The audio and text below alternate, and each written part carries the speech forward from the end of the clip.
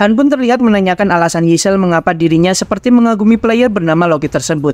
Yi-Cell pun berkata jika Tuan Loki adalah seseorang yang dapat mengubah hal mustahil menjadi tak mustahil lagi. Di sini Yi-Cell terlihat ragu dengan perkataan Han yang mengaku jika dia adalah pemain pick me up juga sebelumnya. Karena mengapa Han tak menyadari kehebatan Tuan Loki meskipun sama-sama seorang player.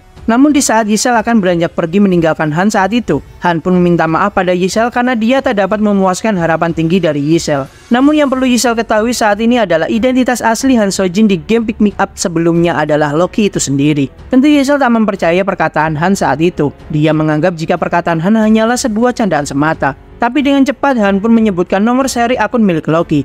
Karena hal tersebut sifatnya sangatlah rahasia, tak mungkin bagi orang lain selain developer yang akan tahu nomor seri dari setiap akun yang ada. Tentu hal itu membuat Yi-Cell pun menjadi sangat kebingungan, sampai-sampai dia pun memeriksa sendiri menggunakan kemampuan dan wewenangnya sebagai pengawas. Lalu setelah memeriksa hal tersebut, akhirnya Yi-Cell pun dengan cepat meminta tanda tangan dari Han saat itu juga. Karena Han adalah sosok Loki yang sangat-sangat dia idolakan. Ditambah lagi, Yi-Cell adalah salah satu member VIP di klub fans dari Master Loki. Han pun di sini sampai heran, ternyata ada juga klub fans seperti itu untuk akun game miliknya. Yi-Cell akhirnya baru sadar jika berarti selama ini dia telah berkata kasar serta bersikap tak sopan terhadap idolanya Loki. Sambil memberikan tanda tangannya, Han pun di sini merasa tak peduli dengan hal yang sudah dilakukan oleh Yi-Cell terhadapnya. Toh dia juga saat ini adalah hero bintang 1 yang tak akan terlalu diperhitungkan di dalam game. Yi-Cell pun kembali kebingungan, karena jika Tuan Loki-nya saat ini berada di dalam game, maka apa yang akan terjadi dengan kota miliknya yaitu Nilfheim? Tentu Han pun tak mengetahui hal tersebut, karena dia sendiri datang ke tempat ini juga tak pernah dia rencanakan sebelumnya.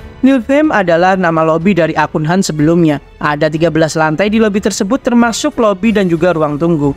Nilfheim juga memiliki kapasitas tampung hingga 20.000 player, dan rata-rata fasilitas yang ada di sana adalah fasilitas yang terbaik di level tingkat tinggi. Namun semua hal itu saat ini sudah tak penting lagi, karena sebagai pemilik akun tersebut yang saat ini terjebak di dalam game seperti ini, tentu Han sekarang tak bisa berbuat apa-apa untuk mengatur kota yang ada di dalam gamenya tersebut. Yi-Cell sangat panik jika memang seperti itu, maka nasib dari 20.000 pasukan di Nilfheim tak akan terurus karena sang pemilik akun yaitu Loki saat ini ada di hadapannya. Dengan santai Han pun berkata jika memang Yi-Cell sangatlah khawatir, maka dia meminta Yi-Cell untuk mengirim Han kembali ke dunia asalnya. Namun tentu di sini Yi-Cell tak bisa melakukan hal tersebut karena dia tak memiliki wewenang setinggi itu. Han pun tentu sebenarnya sudah tahu, karena memang Yi-Cell hanyalah administrator perantara saja. Di sini Han menyimpulkan jika berarti pemilik lobby ini adalah whatever, dan dia adalah seorang manusia dari bumi yang sama seperti dirinya. Dan hero-hero yang terpanggil di dunia ini bukanlah sebuah AI, melainkan makhluk hidup juga sama seperti dirinya. Yi-Cell pun membenarkan hal tersebut dan berkata jika meski dunia ini memang sedikit berbeda, tapi pada dasarnya mereka juga adalah orang yang hidup sama seperti Master Loki-nya tersebut. Tentu di sini Master mereka yaitu whatever saat ini tak menyadari jika hero-hero yang ada di dalam lobbynya adalah makhluk hidup sama seperti dirinya, karena memang dia adalah manusia yang hanya menikmati sebuah game yang disebut dengan pick me up. Para hero di dalam game akan merasakan segala penderitaan hanya untuk kesenangan dari para player. Namun pertanyaan yang lebih penting adalah, jika saja memang Han berhasil mendaki tower hingga lantai 100, apakah dirinya akan benar-benar bisa kembali ke bumi tempat asalnya? Yi-Cell pun yang memang tak tahu jawaban mana yang harus dia berikan hanya berkata, jika entahlah mungkin saja memang Master Loki akan dikembalikan ke tempat asalnya nanti. Han pun tak mendapatkan jawaban yang dia butuhkan dari Yi-Cell saat itu. Lalu bertanyalah kembali Han kepada Yi-Cell di sana, jika siapakah yang sudah membawa dirinya ke dunia game ini. Tentu Yi-Cell pun di sini tak memiliki wewenang untuk memberikan jawaban tersebut. Meskipun Han tak mendapatkan informasi apapun dari Yi-Cell, tapi di sini memang Han berniat untuk mencari tahunya sendiri selagi dirinya akan mendaki tower nanti. Han penasaran dengan sampai mana otoritas yang diberikan pada Yi-Cell di sana selama menjadi pengawas di lobby game ini. Yi-Cell pun menyampaikan jika untuk sekarang dia dapat memberikan saran, membuka dan juga menutup sebuah fasilitas serta membantu aktivitas sang master secara otomatis. Fakta didapatkan jika semua lobby dari para player kurang lebih hampir sama dengan lobby yang Han saat ini tempati. Maka dari itu, Han pun berpikir jika akan ada 100 juta dunia yang sama seperti ini tersebar di dalam game Pick Up ini. Mobius Summon dikatakan sebagai sistem yang dapat menciptakan hero hingga tak terbatas jumlahnya, dengan mencampurkan berbagai pola yang ada hingga menghasilkan hero yang sangat random. Ternyata hal itu adalah sebuah kebohongan belaka setelah Han mengetahui sendiri saat dia berada di dalam game ini. Karena awalnya Han beranggapan para hero adalah sebuah AI saja, namun ternyata seluruh hero yang ada merupakan orang sungguhan seperti dirinya.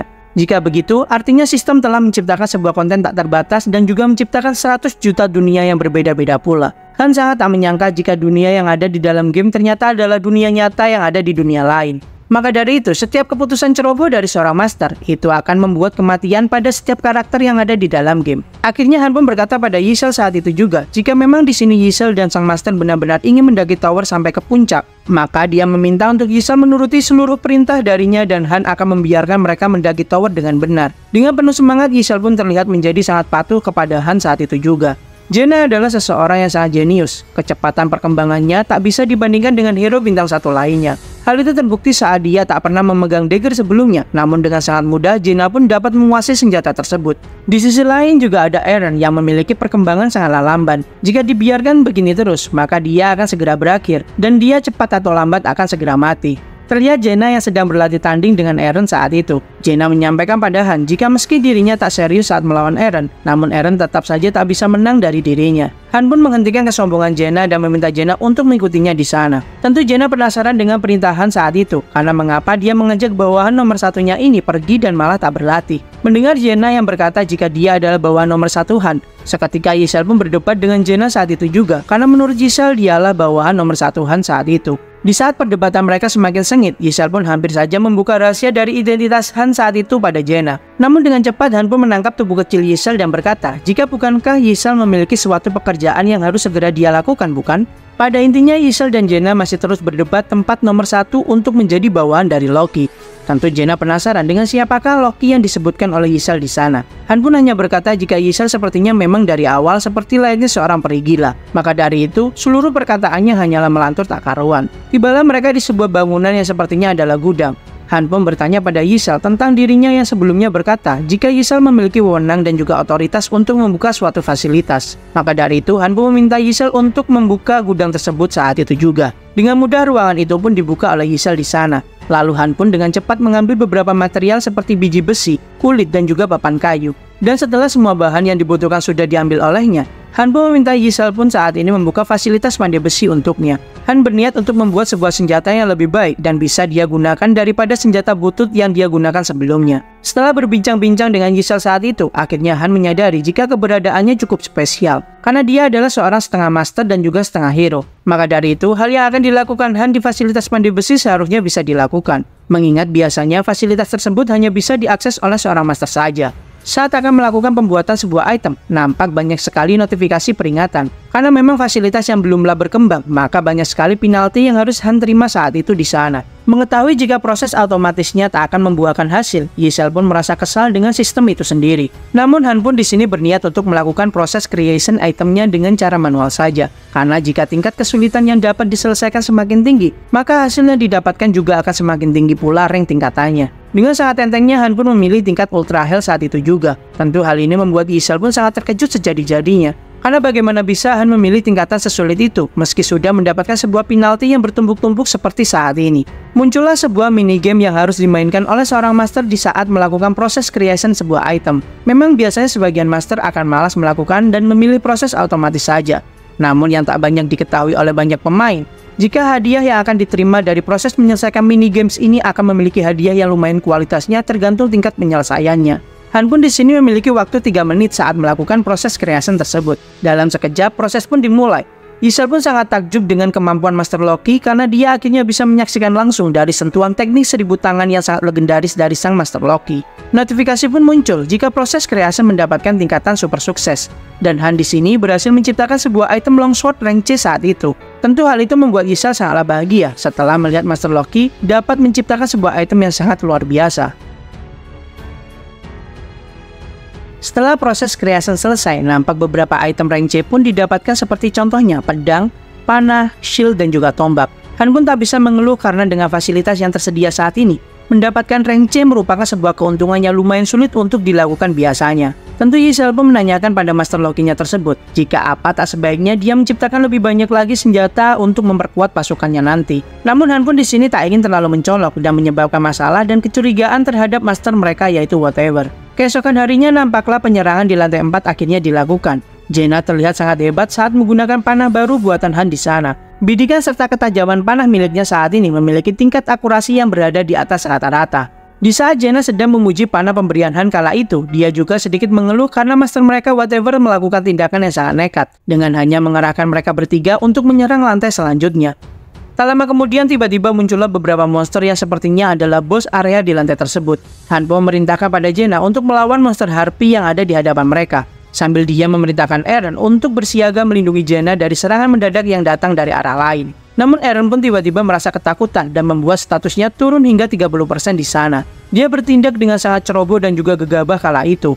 Tentu Han merasa sangat kesal dengan tindakan bodoh dari Eren yang sama sekali tak dapat diandalkan di sana. Lalu dengan cepat sebuah tamparan keras dari Jaina pun bersarang di muka Eren saat itu juga. Berdarahlah hidung Eren setelah menerima tamparan yang sangat keras dari Jaina. Sedikit nasihat pun diberikan untuknya. Jika saja Eren gagal dalam misi ini, maka dia akan mati. Apakah hal itu tak masalah baginya? Jika memang hal itu menjadi masalah karena kau tak akan bisa bertemu dengan adikmu, jangan pernah merasa takut lagi mulai sekarang.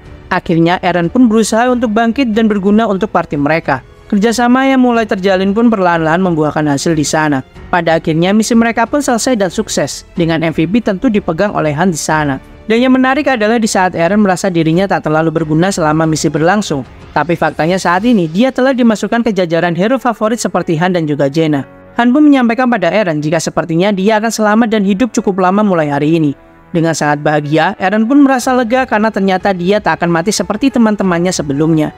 Jaina pun sedikit bercanda dan berkata pada Han di sana, jika seperti bawaan nomor 1, bawaan nomor 2 sepertinya telah berkembang juga saat ini.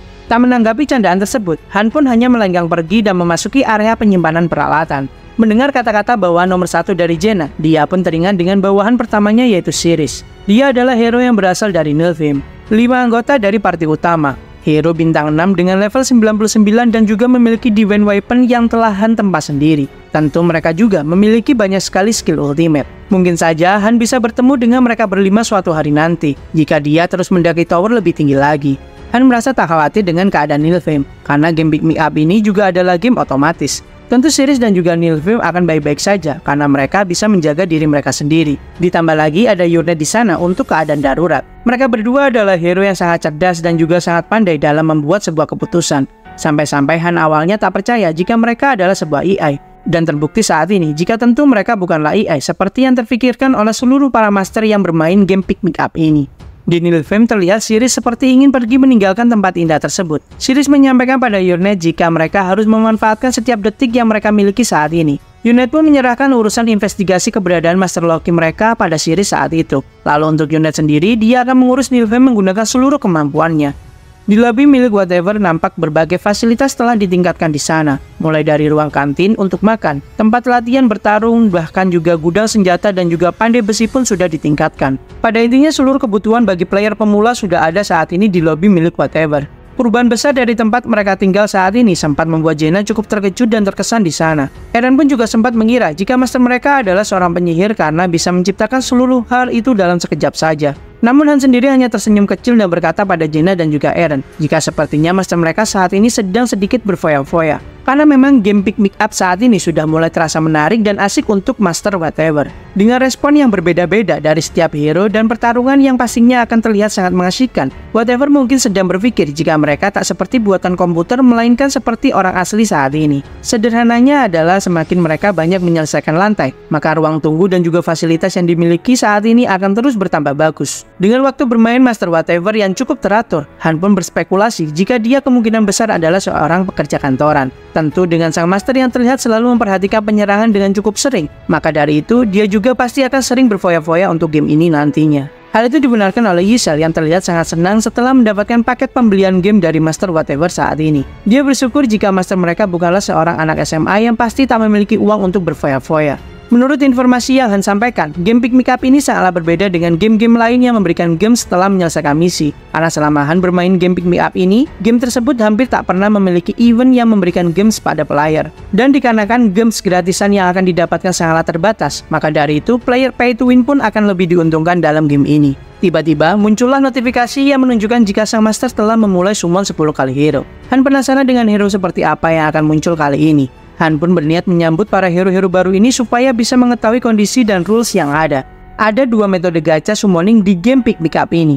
Summoning menggunakan gold seperti biasa dan juga pasti ada summoning premium menggunakan gems. Tentu summoning premium akan lebih efektif dilakukan supaya mendapatkan hero yang lebih baik. Seluruh hero pun tersummon dan serentak mereka merasakan hal yang sama yaitu bingung dengan apa yang sebenarnya sudah terjadi pada mereka. Han pun dengan tatapan yang sangat tajam menghunuskan pedangnya pada salah satu hero di sana, karena dia tak mau bertele-tele saat menjelaskan kondisi tempat ini. Yisal pun memerintahkan semuanya untuk segera berbaris untuk keahlian mereka masing-masing seperti tukang kayu, pandai besi, dan juga penyamak kulik. Di saat para hero baru masih dalam kondisi kebingungan dan meminta penjelasan pada Yisal, tentu dengan temperamen miliknya, Yisal pun dengan tegas meminta semuanya untuk diam.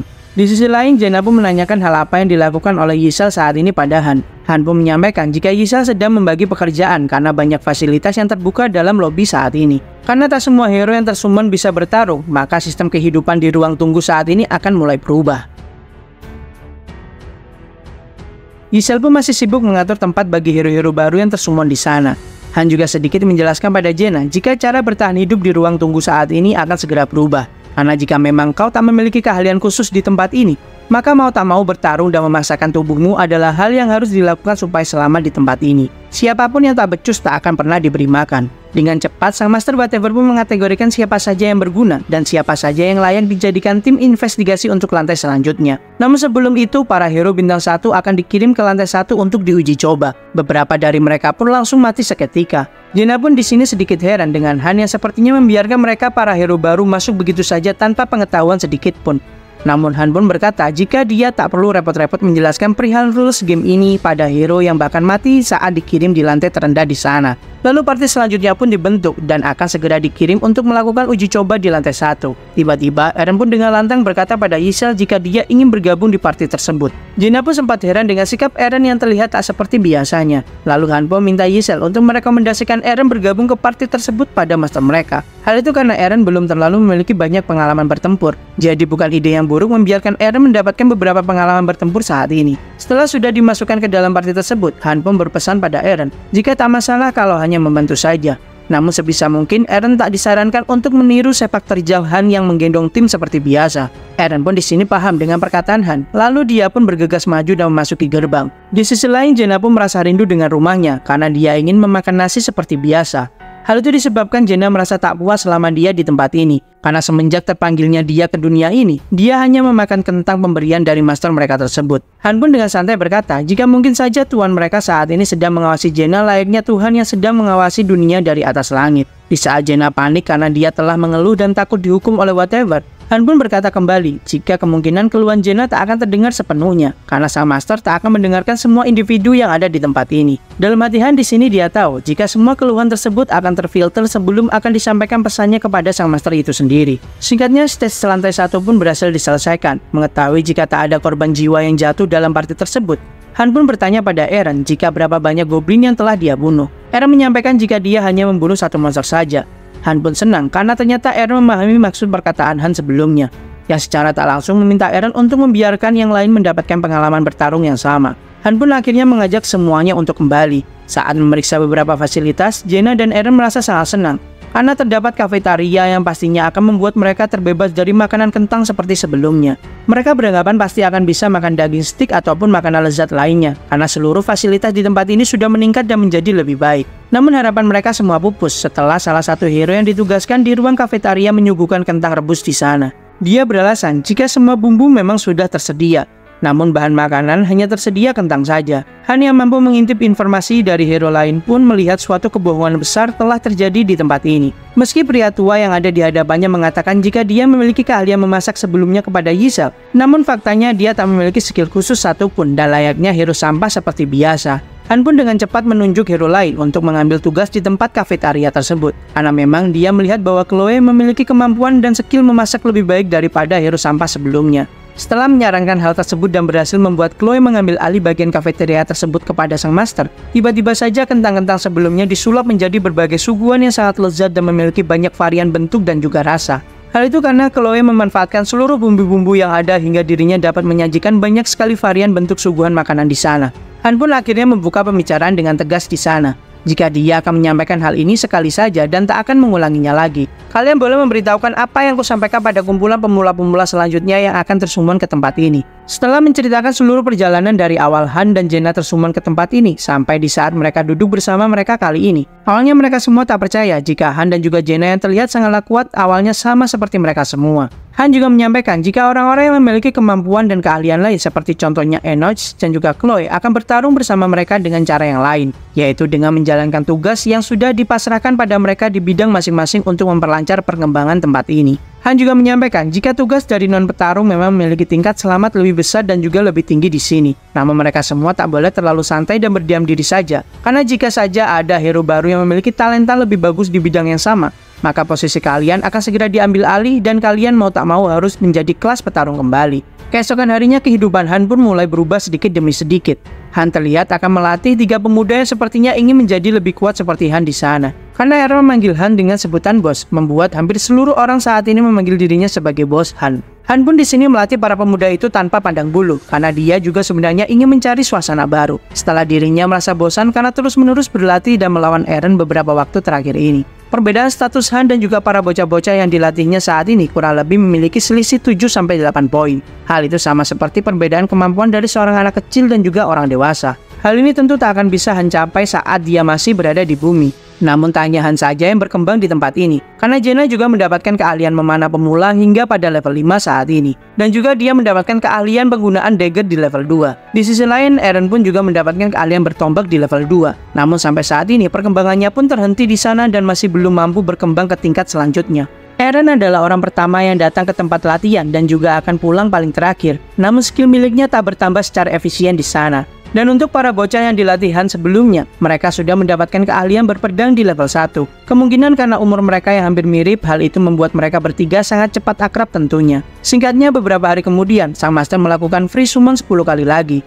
Han pun tak perlu repot-repot mengurus hero-hero baru tersebut, karena Eren dan trio bocah itu akan menjelaskan semuanya pada hero-hero baru yang muncul. Jaina merasa jika populasi di tempat ini akan menjadi semakin membesar, karena dari proses seleksi yang dilakukan oleh sang master, hanya 1 orang saja yang mati saat ini. Han pun menyampaikan jika hal ini akan terus berlanjut dan tempat ini akan menjadi sangat ramai lagi untuk kedepannya. Jaina yang penasaran bertanya pada bosnya Han, jika mengapa sang master tak segera mengirim mereka ke lantai 5, yang padahal mereka sudah cukup lama semenjak mereka telah menyelesaikan lantai 4 sebelumnya. Dalam hati Han pun berkata, jika hal itu karena lantai 5 akan menjadi sangat berbahaya tingkatannya. Ditambah lagi anggota party 1 belum ditentukan oleh sang master, maka tak mungkin bagi sang master menyerang lantai 5 yang sangat berbahaya tanpa strategi tentunya. Setiap 5 lantai kesulitannya akan meningkat secara drastis. Hal itu seperti halnya bos lantai pada dalam sebuah dungeon. Bahkan Han yang memiliki pengetahuan yang sangat melimpah pun bisa dengan mudah mati di sana jika memang tak memiliki strategi dengan benar dan juga matang. Entah berapa banyak korban yang dibutuhkan nantinya, meski kami semua sudah menyeleksi dan berlatih sekeras mungkin.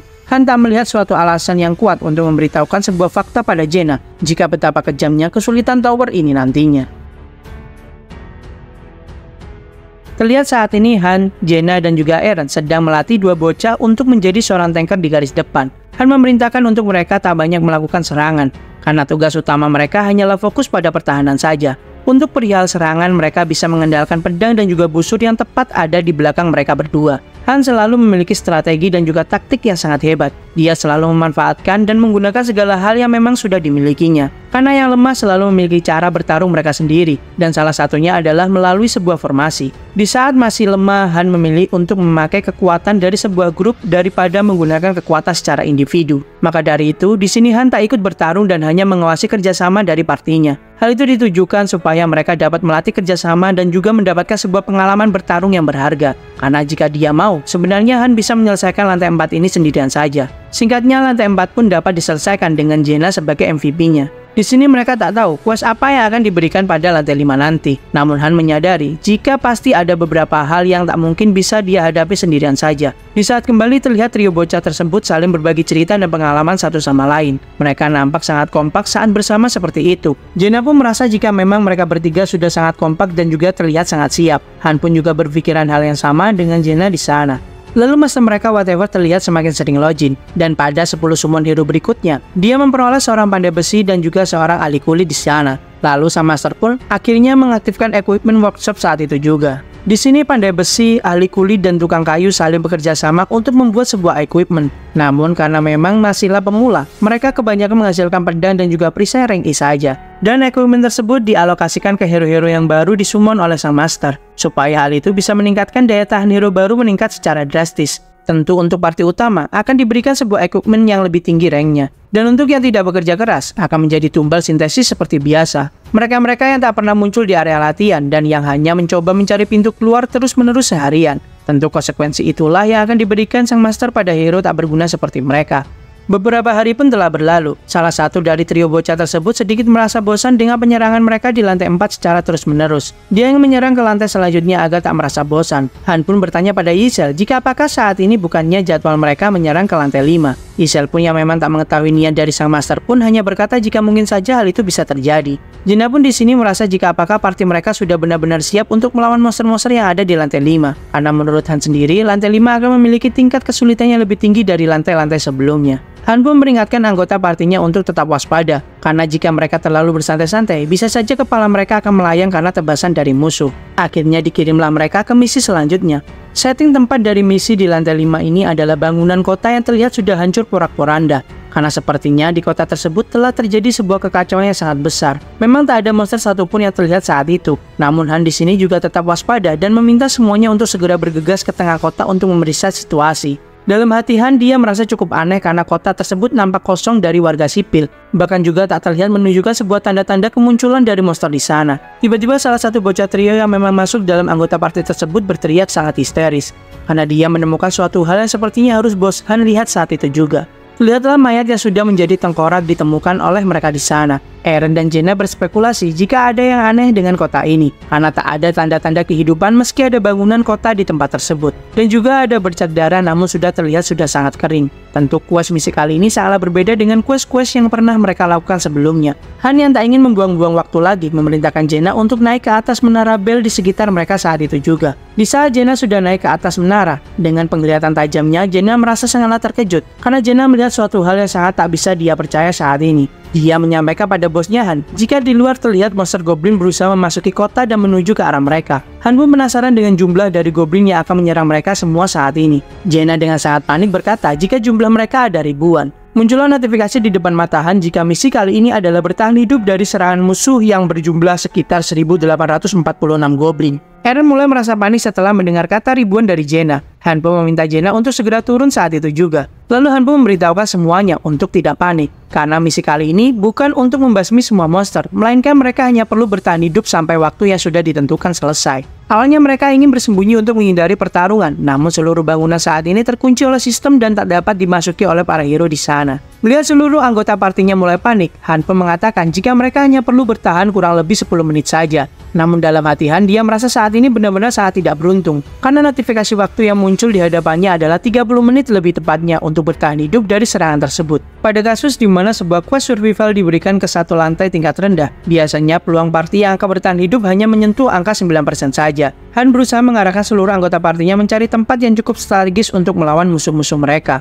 Sebenarnya quest survival bukanlah menjadi sebuah masalah yang besar jika terjadi di lantai yang lebih tinggi. Namun untuk lantai tingkat rendah seperti ini, hal itu dikenal sebagai julukan penggiling hero. Hal itu karena party di lantai tingkat rendah masihlah belum cukup kuat saat menghadapi lawan yang begitu banyak. Mengingat tak ada bangunan yang bisa mereka masuki, akhirnya Han pun menggunakan sebuah lorong yang cukup sempit untuk membentuk sebuah formasi bertahan. Meski musuh akan berjumlah ribuan, namun dengan jalan yang sempit dan juga terbatas ini, maka mereka hanya perlu melawan goblin yang menyerang satu persatu saja. Semua mendengar instruksi dari Han dan sesegera mungkin menyiapkan diri untuk serangan yang akan segera tiba di sana.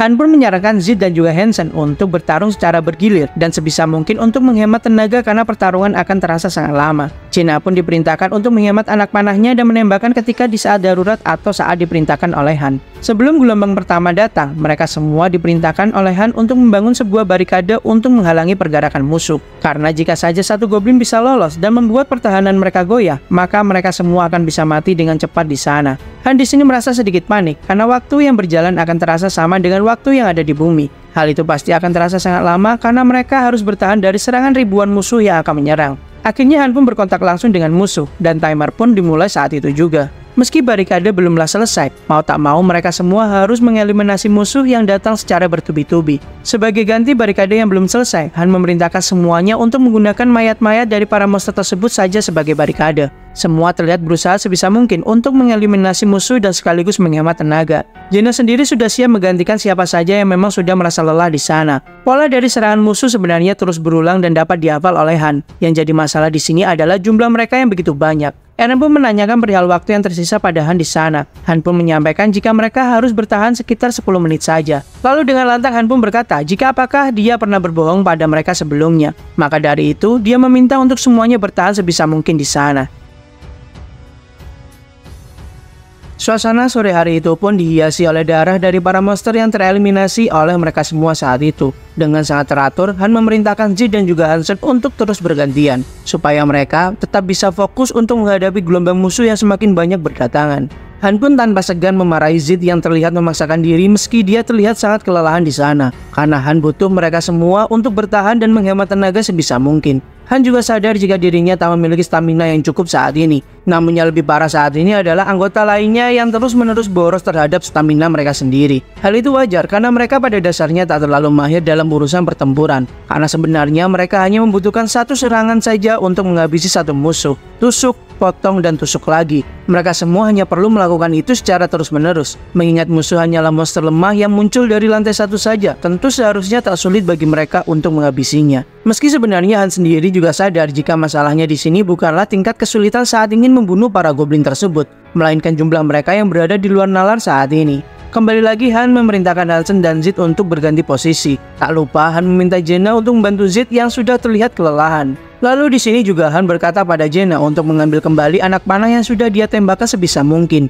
Eren di jalur lain bertanya pada bosnya tersebut jika sebelumnya Han berkata hanya perlu 10 menit bertahan saja untuk selamat dari misi ini. Han pun sedikit berbohong pada Eren jika mereka saat ini masih menjalani pertarungan selama 5 menit saja. Maka dari itu masih ada setengah perjalanan bagi mereka saat ini untuk melawan para monster-monster bajingan itu. Lalu tiba-tiba Zid pun berteriak sekencang-kencangnya karena dia terkena serangan pada tangannya hingga dirinya berada dalam kondisi pendarahan yang cukup parah. Hansen pun diperintahkan untuk berganti posisi kembali dengan Zid di sana oleh Han. Dengan tegas dia meminta pada dua bocah tersebut untuk tegar dan tak menangis seperti pecundang, karena seluruh luka mereka akan sembuh ketika mereka semua kembali ke lobi nanti. Zid pun merasa ketakutan karena dia telah kehilangan salah satu tangannya. Statusnya pun menurun hingga 30% saat itu juga. Han pun merasa sangat kesal karena para bocah tersebut tetap saja merengek dan melakukan banyak kesalahan yang tidak perlu. Jenna pun diminta Han untuk membantu Zid menghentikan pendarahan yang dialaminya. Sambil mengikat lengan Zid yang terputus di sana, Jenna pun berkata padanya, jika Zid harus kuat dan menahan semua rasa sakit ini. Karena jika Zid tak berganti posisi dengan Hansen, maka mereka semua akan mati di tempat ini. Han terlihat terus berusaha mengeliminasi dan tak membiarkan satupun goblin yang lolos dari penjagaannya. Tiba-tiba Hansen pun berteriak pada bosnya jika pedang miliknya sudah tak berfungsi lagi. Maka dari itu Hansen diminta untuk segera berganti posisi kembali dengan Zid. Dengan kondisi masih terluka, Zid pun mengisi posisi Hansen di sana. Han pun di sini sadar jika equipment yang digunakan Hansen dan juga Zid masihlah equipment dengan tingkat rendah. Maka dari itu tak heran jika senjata itu akan rusak dan tak berfungsi jika digunakan secara terus-menerus. Namun Han meminta Hansen untuk tetap menggunakan pedang tersebut dengan cara memukulkannya ke para goblin. Meski benda tersebut sudah tumpul, tapi setidaknya hal itu pasti akan dapat melukai para goblin yang menyerang mereka karena monster-monster ini sangatlah lemah. Han memerintahkan Jenna untuk bertukar posisi dengan Eren. Meski Eren masih merasa kuat dan tak perlu digantikan, namun Jenna dengan tegas meminta Eren beristirahat selagi memang dia masih bisa beristirahat. Dengan lantang Han pun meminta semuanya untuk bertahan selama 3 menit lagi.